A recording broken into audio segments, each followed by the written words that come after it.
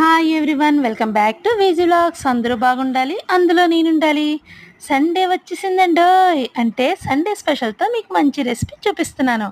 అదే sweet corn masala. నిమ్మకాయ పిండుకొని తింటే చాలా చాలా బాగుంటుంది. పిల్లలు పెద్దలు అందరూ ఇష్టంగా తింటారు. చాలా ఈజీగా ఫాస్ట్గా అయిపోతుంది. ఇంకెందుకు ఆలస్యం, కమాన్. ఫస్ట్ ప్యాన్ పెట్టి డీప్ ఫ్రై సరిపడినంత ఆయిల్ వేసి స్వీట్ కార్న్ కట్ చేసి అందులో డీప్ ఫ్రై చేసి పక్కన పెట్టుకోవాలి.